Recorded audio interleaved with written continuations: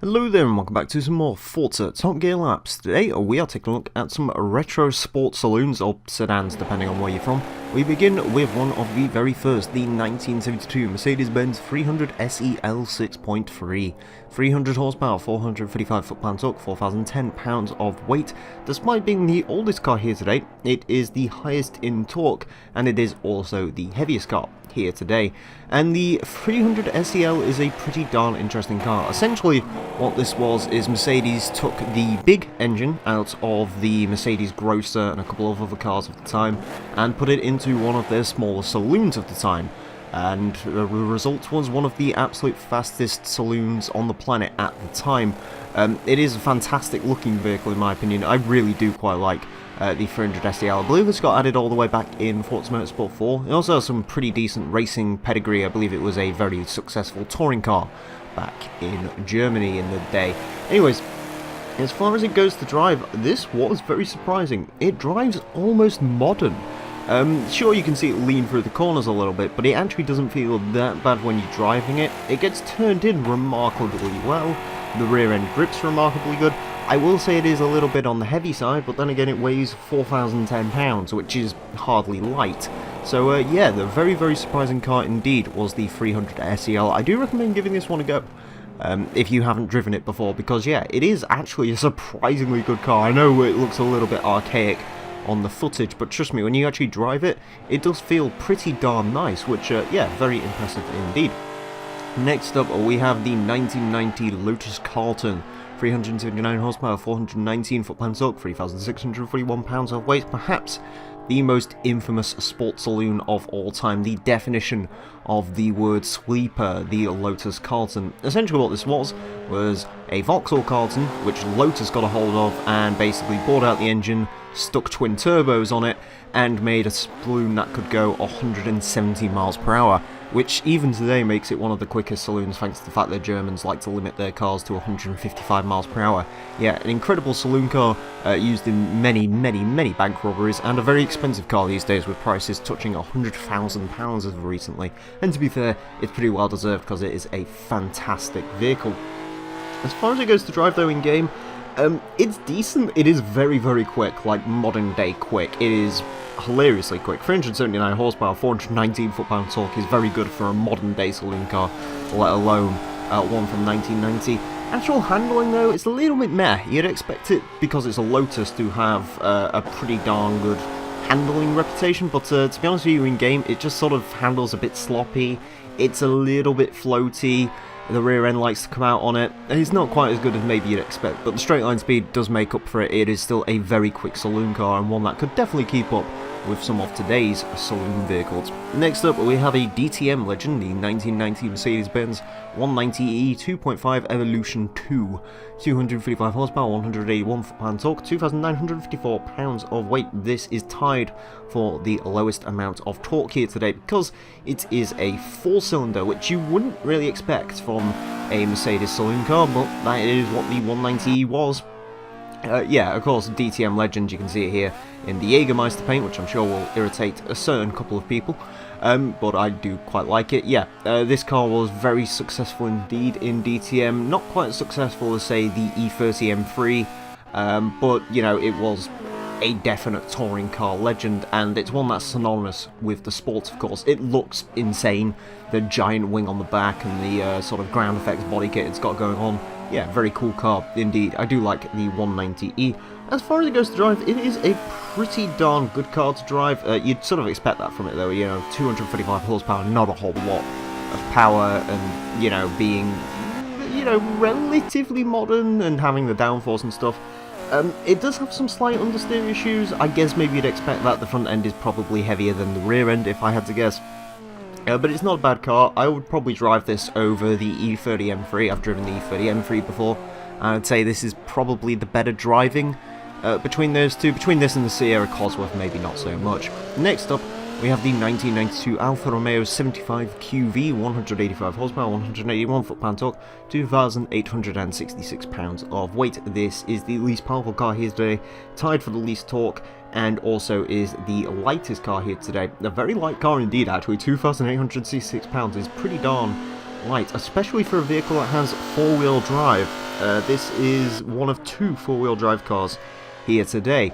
I do like the 75. It's not quite as cool as the Alpha 155 in my opinion, but it is still a very good looking car. Fantastic 3-litre V6 engine note. Most famous perhaps for being the car Jeremy Clarkson used in the cheap Alfa Romeo challenge. He ended up rolling his and painting it Skoda green and all the rest of it, but this is a supreme example. In fact, this is the American version, which they called the Milano, but because I'm English, I'm going to call it the 75 in the same way that I called the Datsun 240Z that over calling it the Nissan Third Lady. As far as it goes to drive, it is a very good car, very nice car to drive, very easy car to drive. I did really very much like driving the Alpha 75. You know, four-wheel drive, because it hasn't got all that much power, it isn't enough to really upset the four-wheel drive capabilities of this car. Sure, it's not the quickest thing in the world, but as far as E-Class cars go, it is a very, very nice one. I'm sure if you built one of these up, it could be a pretty darn competent race car. Maybe not quite as good as the 155, but it'd certainly be an interesting choice. You don't see too many of these around, and yeah, very nice car indeed. Next up, possibly the most crazy car here today, the 1996 HSV Commodore GTS-R. I wanted something a little bit different, and this certainly is. 308 horsepower, 350 foot-pound torque, 3,591 pounds of weight. I love this thing. It's ridiculous. The Commodore GTS-R, I believe, was a homologation special, and you can certainly tell this was not meant for mass production because, I mean, look at it. It's got GTS-R decals on it. It's painted yellow, it has 3-spoke wheels, it has a giant wing on the back, it has HSV all over the seat upholstery. It is nuts. I love the fact it looks like a Vauxhall Omega as well from the front, yet it's got all these silly wings and seat upholstery and stuff to it. It's incredible. I love the way this thing looks because it's so ridiculous. And as far as it goes to drive, I love it even more now. This is an excellent driving car. I was not expecting this, because technically this is more of a muscle car than anything else, you know, V8 engine under the bonnet and all the rest of it, but it's a really, really nice driving car, this one. Turning is exceptional on it, you know, the rear end grip is very, very good. Don't know if that wing helps it, but, you know, it's there, it can't be not helping it. Yeah, it's just a fantastic driving car. This, out of every car here today, this would be the one I would recommend you give a go. You know, this and the 300 SEL. This is an exceptional car. I love this thing a lot. I really, really like it. I'll be using this one a lot more as of later. Next up, we have the 2003 BMW M5. 394 horsepower, 368 foot-pound torque, 3,900 pounds of weight. The most powerful car here today. When you think of the term sports saloon or sports sedan, the M5 is probably what comes to your mind. It was one of the very first to gain massive levels of traction. Of course, the M5 was originally birthed from simply being a standard saloon car that BMW decided to stick the M1 engine in, much like the Mercedes-Benz that we saw as the first car today. But the M5 has spawned off to become its own thing. The newest generations like four-wheel drive, you know, 600, 700 horsepower, pretty crazy thing. But this, in my opinion, is the best one, this D39. It's an absolutely fantastic looking thing. Good old V8 engine in the front, rear-wheel drive in the back. Traditional manual gearbox. Yeah, excellent car. As far as it goes to drive, it is very, very good. I was a bit worried about this one. I've driven BMWs in the past, and usually the saloons are kind of weird. They like to drift around a little bit. But the rear-end grip on this one was very good. I think it sort of helped a little bit by the fact that it is a relatively heavy car. It is the second heaviest car here today, 3,900 pounds. So, you know, I think that does help it. The rear end did keep itself in check, which was very nice. It's also got some big rear tyres on the back. Yeah, I enjoyed driving it a lot. I do like the E39 M5, by far and away my favourite of the M5s, and driving it today certainly cemented that in my mind. Next up, the 2004 Audi S4, 340 horsepower, 302 foot-pound torque, 3,825 pounds of weight. One of the two all-wheel drive cars here today, this and the Alpha. This, of course, being the more powerful one. The Audi S4, a car which I kind of like. I'm not a huge fan of the way the styling is. I much preferred the previous generation of S4, of course, the one that would end up dominating BTCC for 1 year and then being penalised. This one I wasn't quite sure how it would do. I believe this one is a V8 up front, you know, four-wheel drive. Weighs quite a bit, and these sort of four-wheel drive Audi saloons either do really very, very well or do not particularly great, and unfortunately this is one of them that doesn't do particularly great. The acceleration is very good. It launches by far and away the quickest thing out of anything here today. It is a very quick launcher. good acceleration. The problem is it's very understeer. I find myself using the gears to moderate the understeer in this car a little bit. That's not an uncommon tactic, but in these Audis it really is a skill you need to pick up. The brakes aren't amazingly great, it does feel rather heavy. Yeah, a little bit disappointing was the Audi S4. Usually the bad driving Audi Saloons are the much bigger ones. You know, usually the A4s, S4s, RS4s do okay. But yeah, this one's just not a very good driving car, I'm afraid, so I wouldn't really recommend it. And finally here today, another Mercedes-Benz, the 2004 Mercedes-Benz C32 AMG, 349 horsepower, 332 foot-pounds torque, 3,605 pounds of weight. This one, unlike the M5 and the S4, this one is actually powered by a 6-cylinder. It is a supercharged 6-cylinder though, so it makes a very nice noise. You can hear that supercharger whine a little bit. It's quite a throaty sounding engine as well. Yeah, I do quite like the C32. Not my favourite generation C-Class, it has to be said. I prefer the generation that came after this, and of course the AMG version of that was a V8. But, you know, I like the fact that it's supercharged. It doesn't look too bad, it's got the pointed star on the front. You know, it is what it is. As far as it goes to drive, this one was very disappointing for one reason. The actual handling is pretty good, acceleration's good, everything about this car is good. However, it has one fatal flaw. The differential's terrible. It one-tire fires, it's an open diff. I don't know why, but it is, and it's one of the absolute worst differentials I've ever put up with. If you put any power on around a corner, this thing will spin one wheel and it just does not accelerate when it's doing it, so yeah, it is severely hampered by the differential. It was a hard car to drive, this one. Harder than the Audi, probably my least favourite car of anything here today to drive, which is a bit of a shame. Anyways, on to the times, and unsurprisingly, the M5 was the quickest car today, going into 159th place with a 124.035, goes in between a Rolls-Royce Wraith and a Nissan Skyline GT-R V-Spec, pretty good time.